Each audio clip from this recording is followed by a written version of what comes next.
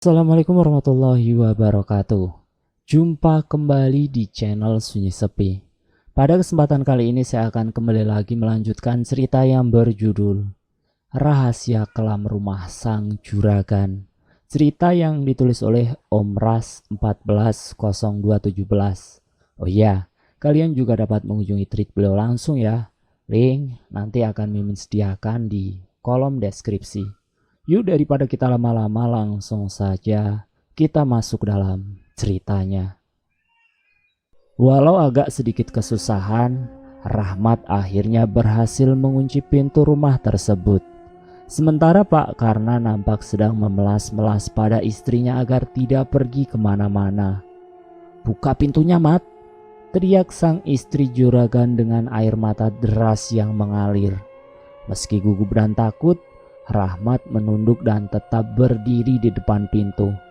Ia tahu apa yang harus dilakukannya, yaitu jangan sampai istri Pak Karna tersebut berhasil keluar rumah. Saking kesalnya istri Pak Karna membanting tas yang ia bawa, lalu berlari menaiki tangga. Pak Karna ikut menyusul dengan langkah tergesa, takut jika istrinya berbuat sesuatu hal yang membahayakan. Rahmat masih berdiri mematung sambil menggigit-gigit bibirnya ketika Acil Rusdah memanggil. "Mat, iya Cil." "Juragan kenapa?" tanya Acil Rusdah. Rahmat menggeleng, dia sendiri pun tak tahu penyebabnya. Tapi kuat dugaan kalau perkelahian Pak Karna dan istrinya itu ada kaitannya dengan perempuan berwajah jutek yang datang tadi. Entahlah, masalah orang kaya terlalu rumit untuk dimengerti. Menjelang jam pulang, Rahmat lama sekali menunggu Pak Karna untuk pamit. Namun sang juragan itu sama sekali tak terlihat sejak tadi. "Cil, aku pulang dulu ya, sudah larut," kata Rahmat akhirnya berpamitan kepada Acil Rusdah. "Ya Mat," jawabnya dengan singkat. Keesokan harinya seperti biasa, selepas sholat subuh, Rahmat sudah berada di rumah Pak Karna. Ia menyiram tanaman-tanaman yang ada di halaman rumah tersebut. Namun hari ini sama sekali tak terlihat Pak Karna dan istrinya yang akan berolahraga seperti hari-hari biasanya. Pikiran Pak Rahmat cuma satu, yaitu mungkin mereka masih bertengkar. Dan ia juga terus berdoa untuk kebaikan kedua majikannya itu. Sekitar pukul 10 pagi, Pak Karna turun dari lantai atas dan duduk di depan meja makan dengan raut wajah yang sedih. "Mau kopi, Pak?" tanya Rahmat. Pak Karna hanya menggeleng lalu mengajak Rahmat untuk duduk di dekatnya. "Istriku pergi meninggalkan kami, Mat. Dia pergi," ucap Pak Karna lirih terdengar. Rahmat tertegun, seolah tak percaya dengan apa yang baru saja ia dengar. Ia tak menyangka jika majikan perempuannya akan benar-benar pergi. "Sabar ya Pak, mungkin ibu cuma mau menenangkan pikirannya saja. Nanti setelah keadaannya tenang, ibu pasti kembali lagi ke rumah ini untuk bapak dan anak-anak kok," kata Rahmat. "Amin. Oh iya, besok atau lusa saya dan anak-anak berangkat. Kalau sewaktu-waktu saya tidak ada di rumah dan istriku pulang, tolong beritahu dia untuk menunggu kami ya," ujar Pak Karna. "Iya Pak, pasti." Saat Rahmat baru sampai di rumah Pak Karna, ia melihat sebuah mobil sedan terparkir di halaman. Rahmat nampak terkagum-kagum melihat mobil tersebut. "Mat, tolong bantu saya angkatkan tas-tas ini ke dalam mobil," panggil Pak Karna. Dengan cekatan Rahmat langsung mengambil alih tas-tas bawaan Pak Karna dan anaknya lalu memasukkannya ke dalam mobil. Pak Karna rupanya tak menyetir sendiri. Ia diantar oleh seorang laki-laki yang baru pertama kali itu Rahmat lihat. "Saya pergi dulu ya Mat, kalian baik-baik di sini ya. Kerjanya jangan terlalu capek, pikirkan kesehatan," ujar Pak Karna kepada semua asisten rumah tangganya termasuk pada si Rahmat. "Iya Pak, semoga Bapak dan anak Bapak selalu sehat dan selamat sampai ke tujuan. Selama Bapak tidak ada, Saya akan tidur di sini buat jaga-jaga, Pak, kata Rahmat.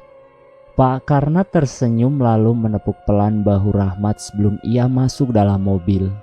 Setelah mobil yang dinaiki Pak Rahmat itu pergi, suasana sepi dan hening mulai terasa.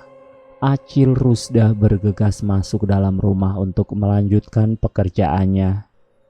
Sementara Rahmat mulai menyapu seluruh ruangan yang ada di dalam rumah. Namun tidak seperti biasa, ruangan gudang yang berada di bawah tangga terkunci sangat rapat. Padahal peralatan kebun dan cangkul berada di ruangan tersebut.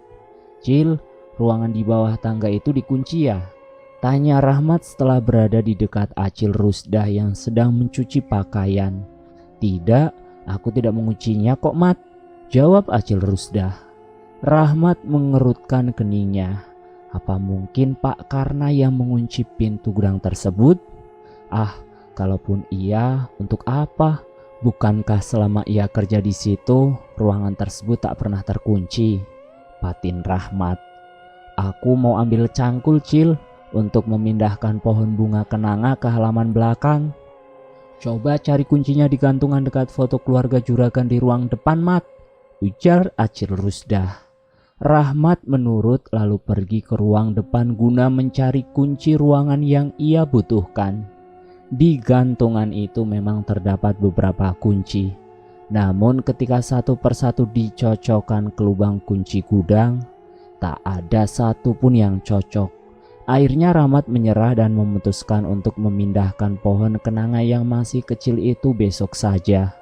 Cil, aku mau pulang sebentar ya. Nanti aku kemari lagi kalau sudah izin sama orang tuaku, kata Rahmat. Ya sudah, tapi jangan lama-lama ya, Mat. Takutnya aku ketiduran. Rahmat pun berjalan pulang dengan langkah perlahan. Gerimis mulai turun malam itu. Cahaya kilat beberapa kali terlihat di langit. Saat ia sampai di rumah, ternyata ayahnya sedang sakit demam. Abah kenapa, Mah? Tanya Rahmat. Digigit ular piahe. Untungnya cuma piahe. Kalau ular kobra pasti sudah tak selamat, Nak, jawab ibunya. Piahe bisa bikin sakit juga ya, Ma? Bukan gigitan piahenya yang bikin abahmu sakit, Nak, tapi dia terjengkang di sawah saat melihat tangannya digigit ular.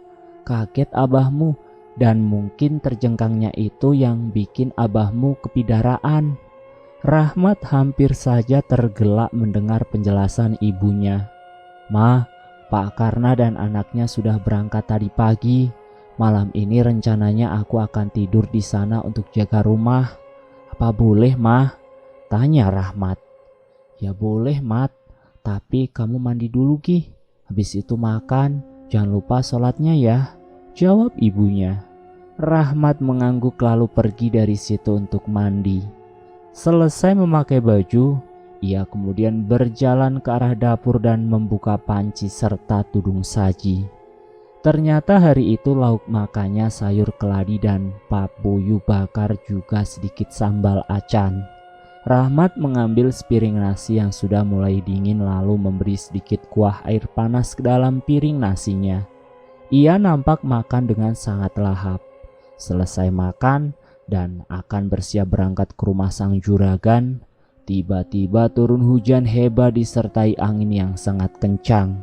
Hujan, Mat, tunggu teduh dulu baru pergi, tegur ibunya yang membuat Rahmat mau tak mau harus menunggu hujan reda terlebih dulu.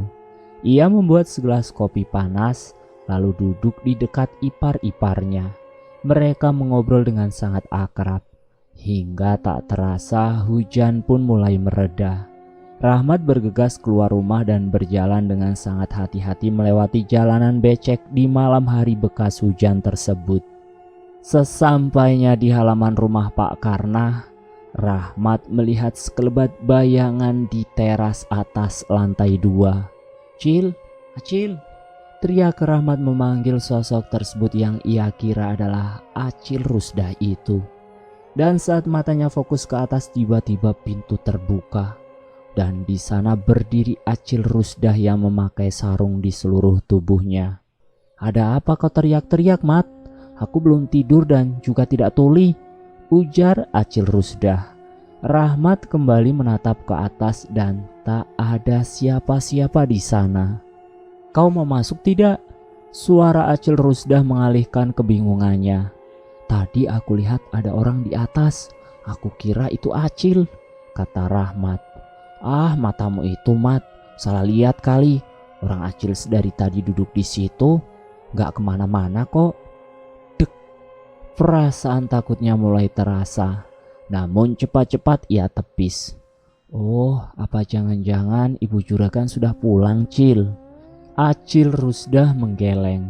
Sambil menguap ia mengunci pintu rumah, lalu pergi ke dalam kamarnya yang terletak di dekat dapur. Lalu beberapa saat kemudian ia keluar lagi sembari membawa kasur kapuk tipis untuk Rahmat. "Nih tilam, sama bantal dan selimutnya. Aku tidur duluan ya, Mat. Aku udah ngantuk," ujar Acil Rusdah sebelum pergi. Rahmat tidur di dekat bangku rotan. Ia menggelar kasur dan mulai membaringkan tubuhnya. Dalam suasana remang-remang seperti itu, rasa kantuk mulai menyerangnya. Dan untuk beberapa saat kemudian ia pun terlelap. Dini hari Rahmat terbangun karena tubuhnya digoyang-goyang oleh Acil Rusdah. "Ada apa, Cil?" tanya Rahmat. "Ada orang di rumah, Mat. Tadi pas aku ke dapur, aku melihat ada orang berdiri di depan gudang itu." "Orang? Rumah dikunci kan?" "Iya, dikunci. Tapi tidak tahu kenapa bisa sampai ada orang masuk. Mungkin saja itu maling, Mat." Mendengar kata maling, Rahmat sedikit khawatir. Ia mengucek-ucek matanya dan berjalan pelan ke arah gudang yang dimaksudkan oleh Acil Rusdah. "Kita periksa dulu ke sekeliling rumah, Mat, biar gak was-was." Semua ruangan serta pintu dan jendela yang ada di rumah itu aman-aman saja. Tak ada tanda-tanda orang masuk. "Aman, Cil, tidak ada tanda-tanda maling," kata Rahmat yang membuat Acil Rusdah bisa bernafas lega. Tak terasa hari demi hari sudah berlalu. 4 hari sudah semenjak kejadian aneh di malam itu. Acil Rusdah dan Rahmat terlihat sedang berada di depan pintu gudang yang terkunci. Ada aroma-aroma tak sedap dari dalam ruangan tersebut yang mengganggu keduanya. "Aku tidak berani membuka paksa pintu itu, Cil," ujar Rahmat. "Tapi aku penasaran dengan bau busuk ini, Mat." "Ah, paling juga bangkai tikus, Cil. Maklumlah, sudah 4 harian tak terbuka." "Iya ya, Mat, mungkin tikus." Malam harinya mereka berdua duduk di atas meja makan sembari bercerita-cerita tentang kehidupan mereka masing-masing. Tiba-tiba terdengar suara benda jatuh dari arah tangga. Rahmat dan Acil Rusdah bergegas berlari ke arah tangga. Dan ternyata sebuah kursi yang harusnya berada di depan pintu kamar Pak Karna malah terjatuh ke lantai bawah. Keduanya saling berpandangan. Lalu Rahmat langsung berlari menaiki tangga karena mengira itu adalah ulah dari maling yang ingin menjarah barang-barang yang ada di rumah itu. Namun seperti yang sudah-sudah, setelah dicek tidak ada tanda-tanda orang lain di dalam rumah itu. "Aman, Mat?" tanya Acil Rusdah yang menyusulnya ke atas. "Aman, Cil. Pintu dan jendela masih terkunci." "Semakin hari rumah ini rasanya makin aneh ya, Mat. Padahal semenjak pertama aku masuk kerja jadi pembantu di sini, sama sekali tak pernah ada kejadian-kejadian seperti ini sebelumnya, Mat." Rahmat menggeleng pelan sembari berkata, "Entahlah. Saya bahkan sudah berkali-kali mengalami hal-hal aneh semenjak mulai kerja di sini." Setelah merasa aman dan tenang, mereka pun memutuskan untuk tidur karena mata keduanya sudah mulai terasa berat. Setelah menggelar kasurnya, Rahmat mulai memejamkan mata. Dari arah luar terdengar suara hujan yang diiringi dengan suara petir dan kilat yang menyambar-nyambar. Tepat tengah malam, Rahmat terbangun setelah sebelumnya bermimpi bertemu dengan Pak Karna dan anak istrinya yang sedang berolahraga di sebuah tempat yang sangat aneh. Keringat dingin membasahi tubuh dan wajah Rahmat, dan tak lama kemudian terdengar suara teriakan dari arah kamar Acil Rusdah yang membuat Rahmat terkejut. Meski kepalanya masih agak pusing, Rahmat langsung berlari ke arah kamar Acil Rusdah. Beberapa kali ia mendobrak-dobrak pintu kamar tersebut, namun tak juga dibuka. Sementara Acil Rusdah masih berteriak-teriak histeris. "Cil, Cil, kenapa Cil? Cil, buka pintunya." Saat akan mendobrak pintu kamar tersebut, tiba-tiba terdengar suara gedoran pintu dan jendela secara bersamaan dari segala arah. "Siapa itu?" teriak Rahmat. Meski ia tahu suaranya tak akan tembus sampai keluar rumah. Pintu kamar Acil Rusdah terbuka. Wanita itu nampak gemetar. "Acil, kenapa?" "Ada perempuan, Mat. Dia masuk ke sini. Dia mau menyakitiku. Dia membawa pisau," ujar Acil Rusdah dengan sangat gugup dan ketakutan. Rahmat masuk dalam kamar tersebut, namun ia sama sekali tak menemukan siapa-siapa ada di situ. Bahkan jendela saja masih dalam keadaan terkunci dari dalam. "Mungkin Acil bermimpi, soalnya tidak ada siapa-siapa di dalam," kata Rahmat menenangkan. Acil Rusdah menggeleng, membantah semua perkataan Rahmat. Tidak mungkin aku bermimpi, Mat." Alhasil malam itu sampai adzan subuh berkumandang, Acil Rusdah ikut tidur di luar bersama Rahmat. Selesai sholat, Rahmat pun memulai pekerjaannya membersihkan halaman dan menyapu rumah. Sementara Acil Rusdah masih duduk di teras sambil melamun. Mereka merasa keanehan-keanehan yang terjadi di rumah sang juragan itu semakin lama semakin bertambah parah.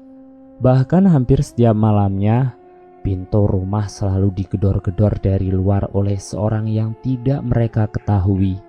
Dan ketika sudah hampir 1 bulan berlalu, beberapa warga mulai mengisukan bahwa sering melihat ibu juragan mondar-mandir di luar rumah dengan wajah yang menunduk. Namun ketika didekati, sosok yang mirip istri Pak Karna itu langsung lenyap. Bahkan parahnya lagi, ada yang secara terang-terangan mengatakan kalau di rumah itu ada hantunya, yang tentu membuat Rahmat dan Acil Rusdah yang merupakan penjaga di sana menjadi ciut nyalinya. "Cil, sudah hampir sebulan aku tidur di sini. Rasanya aku sudah rindu dengan kasur di rumah. Kira-kira kapan ya Pak Karna pulang?" ujar Rahmat di suatu malam saat keduanya sedang menyantap makanan bersama. "Entahlah, Mat, biasanya juragan itu kalau sudah pergi untuk urusan bisnis bakal 2-3 bulan lamanya. Aku juga sering ditinggal berdua sama temanku yang berhenti itu. Tapi rumah ini masih dalam keadaan yang aman, tidak ada kejadian aneh-aneh seperti ini, Mat." "Ya Allah, mana ibu belum pulang juga. Aku mau pulang ke rumah, tapi khawatir dengan rumah ini dan isinya. Takutnya ada maling."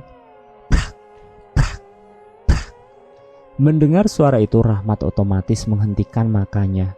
Ia berlari ke arah sumber suara itu. Sementara Acil Rusdah yang sudah terbiasa dengan suara-suara tanpa wujud tersebut cuma diam duduk di kursinya. Beberapa saat kemudian, Rahmat kembali seraya membawa sebuah kaki meja yang patah. "Ada lagi?" tanya Acil Rusdah. "Ya, meja di atas," jawab Rahmat. Setelah selesai makan, Acil Rusdah lebih dulu menggelar kasurnya dan berbaring. Sementara Rahmat mencuci piring-piring kotor di dapur. Baru saja selesai, Rahmat dikagetkan dengan suara gelas pecah dari arah belakangnya. Dan ternyata Acil Rusdah sudah berdiri di sana dengan tatapan tajam menakutkan menatapnya. "Acil!" Bekas gelas kaca itu melukai leher Rahmat. Darah mulai merembes keluar membasahi bajunya. Rahmat seketika panik dan ketakutan melihat banyaknya darah yang keluar. Kakinya seketika langsung terasa lemas. Lalu tubuh Rahmat ambruk jatuh ke lantai dengan posisi terlungkup. Saat ia terbangun, Rahmat melihat sudah banyak sekali orang-orang berada di sekitarnya, termasuk orang tuanya. "Syukur kau tak apa-apa, Mat. Uma khawatir sekali dengan keadaanmu," ucap sang ibu. "Rusdah menemukanmu sudah dalam keadaan tak sadarkan diri di dapur. Dia berteriak dari rumah ke rumah meminta tolong, sampai akhirnya mereka membawamu kemari, Mat. Rahmat menelan ludahnya yang terasa pahit. Entah sudah berapa lama ia tak sadarkan diri. Acil Rusda di mana? Tanya Rahmat. Terakhir kemarin dia bilang ingin berhenti kerja di rumah juragan.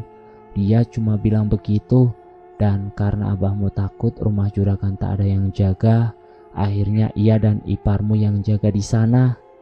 Rahmat menghela nafas lega. Luka di lehernya masih terasa sakit. Untung saja lukanya tidak terlalu parah. Keesokan harinya Rahmat menyusul sang ayah dan iparnya ke rumah Pak Karna. Setelah sampai di sana, rupanya sang ayah sedang menyapu halaman rumah tersebut. Melihat kedatangan Rahmat, ayahnya terlihat langsung mengembangkan senyum. Malam harinya, mereka bertiga duduk di tengah rumah tepat di atas susunan kasur. Mat, di dalam gudang itu ada apa sih? Aku pernah melihat perempuan masuk ke situ. Jelep, gitu aja nembus pintu, Mat, ujar iparnya. Iya, Mat, Abah juga beberapa kali melihat perempuan di lantai atas. Beberapa barang juga sering jatuh dari atas. Apa kamu juga pernah mengalami yang seperti itu, Mat? Rahmat menghela nafas panjang. Lalu kemudian ia menceritakan apa yang sudah pernah ia alami di rumah itu dari awal. Tapi gudang itu isinya cuma sebagian barang-barang yang masih baru atau yang jarang dipakai, jadi disimpan di situ. Tidak ada yang aneh, aku sering masuk ke sana sebelumnya, kata Rahmat. Lalu kenapa dikunci, Mat? Tanya iparnya. Rahmat menggeleng. Ia sendiri tak tahu alasan kenapa gudang itu dikunci saat Pak Karna pergi. Kira-kira kapan Pak Karna pulang ke sini lagi? Aku tidak tahu. Beliau cuma bilang mau pergi, tidak bilang kapan akan kembali, jawab Rahmat. Hari-hari terus berganti. 2 bulan sudah Pak Karna tak pulang. Bahkan kabar dari istrinya pun tak pernah ada. Dan selama itu pula lah Rahma dan keluarganya bergantian berjaga di rumah tersebut. Namun suatu hari iparnya jatuh sakit setelah pulang dari rumah Pak Karna. Dan malam itu ayahnya tak bisa menemani Rahmat berjaga karena harus berjaga di ladang. Jadilah malam itu Rahmat sendirian di rumah besar tersebut. Beberapa kali ia mencoba memejamkan matanya, namun tak sedikit pun ia terlelap. Rasa was-was dan takut sangat kuat ia rasakan. Ditambah lagi suara-suara tanpa wujud seperti berlarian di sekitarnya. Krek, krek. Suara gagang pintu diotak-atik oleh seseorang. Rahmat berjalan dengan perlahan ke sumber suara yang ternyata berasal dari dalam gudang. Jantung Rahmat mulai terpacu dengan sangat cepat. Ia berdiri mematung menatap ke arah pintu untuk beberapa saat hingga terdengar suara tawa cekikikan dari lantai atas. Suara itu mirip sekali dengan suara tawa anaknya Pak Karna. Bulu kuduknya langsung beremang. Sekujur tubuhnya terasa dingin dan gemetar. Tanpa pikir panjang Rahmat lari terbirit-birit ke arah pintu utama. Dengan tangan gemetar ia membuka pintu tersebut. Dan setelah berhasil ia langsung lari meninggalkan rumah itu. Saat ia kembali menoleh ke arah teras lantai 2, terlihat 2 sosok yang tengah berdiri sambil menatapnya yang sepintas sangat mirip dengan sang juragan. Setelah kejadian malam itu, Rahmat jatuh sakit selama seminggu. Dan selama seminggu itu pula ayahnya lah yang menggantikan Rahmat bekerja di rumah besar milik sang juragan tersebut.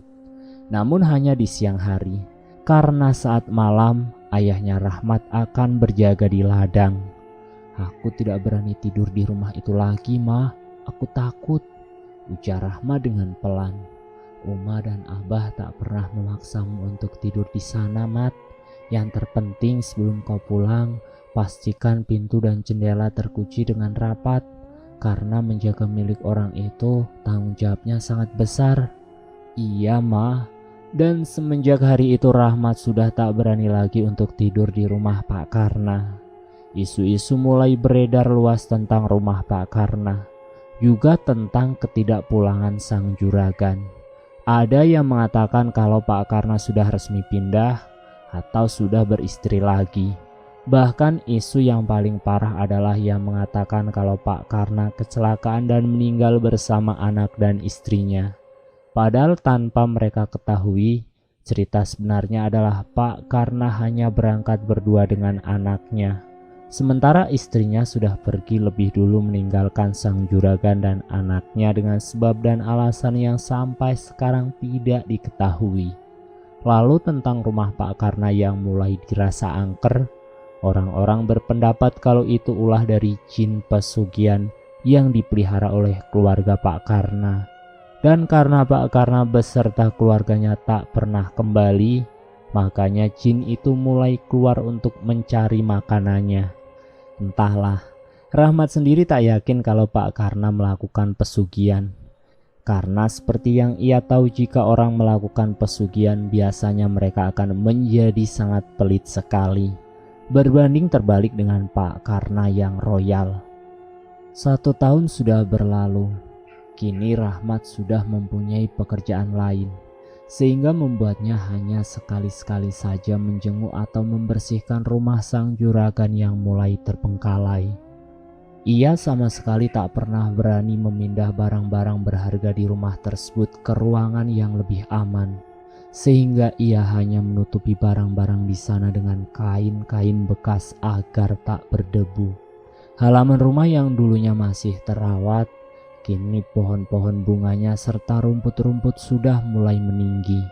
Rahmat terpaksa mencari pekerjaan karena ia juga butuh uang untuk bertahan hidup. Sementara Pak Karna tak pernah lagi terdengar kabarnya semenjak ia pergi. Begitu juga dengan istrinya yang entah di mana keberadaan mereka sekarang. Hari itu adalah hari di mana Rahmat muda akan pergi merantau ke sebuah tempat pertambangan emas milik warga lokal yang ada di Kalimantan. Sebelum pergi, ia pergi ke rumah sang juragan. Seharian ia bekerja membersihkan halaman rumah dan menyapu seluruh lantai di dalam rumah. Ia juga menambah beberapa kunci tambahan di sekitar pintu dan jendela agar jika nanti ia pergi, rumah juragan itu tak dibobol oleh maling. Saat hari sudah mulai gelap, Rahmat menuruni tangga rumah tersebut, dan saat menoleh ke arah pintu gudang, terlihat sekelebat bayangan seseorang. Rahmat berjalan pelan-pelan ke arah pintu gudang. Ada suara-suara aneh yang ia dengar dari dalam. Perlahan-lahan ia tempelkan telinganya di daun pintu gudang yang masih tertutup. Terdengar suara seperti ada yang memukul-mukul atau membongkar lantai gudang dari dalam. Prak, prak. Rahmat memukul-mukul pintu tersebut, lalu kembali menempelkan telinganya di pintu. Dan suara yang tadi ia dengar mendadak lenyap. Rahmat menghela nafas lega, dan ia berpikir kemungkinan itu hanyalah ulah dari tikus-tikus yang sudah membuat markas di dalam gudang tersebut. Saat akan berjalan keluar, Rahmat mendengar suara isak tangis seorang dari dalam gudang. Saat itu keadaan di rumah tersebut sudah lumayan gelap karena hanya ada satu penerangan, yaitu lampu yang dibawa oleh Rahmat. Aku kemari hanya untuk merapikan rumah ini dan menambah kunci-kunci pengaman, karena besok aku sudah harus berangkat kerja ke tempat yang jauh. Tak ada niatku mengganggu atau mengusik kalian. Tolong jangan ganggu aku, ujar Rahmat. Suara tangisan itu menghilang, tapi berganti dengan suara barang-barang terpelanting. Beberapa lampu terjatuh dari atas dan mengenai kepala Rahmat. Merasa keadaan sudah tak aman baginya, Rahmat langsung berlari ke arah pintu. Namun pintu itu rupanya terkunci. Dan kuncinya entah berada di mana. Saking takutnya Rahmat sampai menangis sambil terus berusaha membuka pintu dengan paksa. Allahu Akbar. Tak henti-hentinya takbir, sholawat dan doa-doa keluar dari mulut Rahmat. Sampai-sampai ia tak sadar ada sesosok laki-laki yang berdiri di atas tangga tengah memperhatikannya dengan dua mata merah menyala. Dan untungnya saat itu dari arah luar rumah terdengar suara orang tuanya. Saat pintu rumah terbuka, tubuh Rahmat langsung ambruk. Tubuhnya terasa lemas, namun begitu ia masih bisa mendengar perkataan-perkataan orang tuanya yang sangat khawatir dengan dirinya. Singkat cerita, setelah Rahmat di perantauan, ia seringkali bermimpi tentang Pak Karna yang berdiri menatapnya dengan wajah pucat. Dan ketika ia terbangun, ada perasaan aneh merasuk dalam dirinya. Ia sedikit kepikiran dengan rumah itu. Apakah masih aman-aman saja dari para maling? Ataukah barang-barang berharganya sudah dijarah? Mengingat pada masa-masa itu hanya orang-orang kaya yang memiliki televisi dan barang-barang berharga lainnya. 2 tahun kemudian, Rahmat sudah memiliki istri. Ia bekerja di tambang emas lokal. Di tahun ke-7, ia serta anak dan istrinya pun pulang ke kampung halaman Rahmat. Ayahnya sudah meninggal dan ibunya juga sudah sering sakit-sakitan. Rahmat diberikan kepercayaan untuk mengelola sawah serta ladang milik almarhum ayahnya. Dan selama hampir 10 tahun lebih itu pula lah, Pak Karna dan keluarganya tak pernah kembali lagi ke rumah mereka. Dan sekarang rumah itu benar-benar sudah terbengkalai. Beberapa jendela sudah dibobol maling, dan barang-barang yang sebelumnya tersusun rapi kini sudah berantakan di mana-mana. Rahmat pun sudah tak berani lagi untuk masuk dalam rumah itu. Namun beberapa kejadian dulu membuatnya cukup ketakutan jika harus seorang diri masuk ke dalam. Dan sampai sekarang tak ada satupun keluarga Pak Karna yang datang untuk merenovasi rumah ataupun menempati rumah tersebut. Selama bertahun-tahun terbengkalai dan tak terurus, bangunan megah itu kini mulai rusak perlahan-lahan. Keindahannya sedikit demi sedikit terkikis oleh waktu. Pak Karna entah di mana dan kemanakah beliau pergi. Apakah yang dikatakan orang-orang kalau beliau sudah meninggal karena kecelakaan itu benar? Wallahu a'lam bishawab. Tak siapapun ada yang tahu. Dan menurut orang-orang yang pernah masuk ke sana dengan maksud jahat, pasti akan diganggu oleh mereka yang tak kasat mata. Lalu pulang dari sana, mereka akan jatuh sakit. Ada yang bilang pernah melihat bapak-bapak mirip Pak Karna, dan ada juga yang mirip istri serta anak-anaknya. Sampai sekarang saya tidak berani masuk seorang diri ke dalam rumah itu, meski di halamannya saja hawanya sudah terasa sangat berbeda, kata Pak Rahmat mengakhiri ceritanya. Ia menyeruput kembali kopinya yang sudah mulai dingin. Di hari kedua ini, saya juga membawakan sedikit bingkisan untuk beliau yang sudah berbaik hati mau menceritakan pengalaman menyeramkan yang pernah beliau alami, dan mengizinkan penulis untuk menjadikan sebuah cerita ini. Dan sampai sekarang pintu gudang itu tak pernah dibuka, dan isinya pun tak pernah diketahui apa hingga sekarang. Jujur saya juga penasaran. Cuma sayang tidak diizinkan untuk membuka pintu tersebut, karena Pak Rahmat masih memegang teguh janjinya untuk menjaga bangunan itu dan berharap jika suatu saat nanti anak keturunan Pak Karna akan kembali lagi ke sana. Dan selesai. Itulah akhir cerita dari Rahasia Kelam Rumah Sang Juragan. Dari cerita ini kita dapat mengambil pelajaran dari Pak Rahmat ini. Beliau adalah orang yang jujur dan amanah. Walaupun sang pemilik rumah pergi, tetapi ia tetap menjaga teguh amanah dari sang juragan. Terima kasih sudah mampir di channel Sunyi Sepi. Jangan lupa tekan tombol like, share, dan komen. Tekan subscribe untuk mengikuti video kami selanjutnya ya. Wassalamualaikum warahmatullahi wabarakatuh.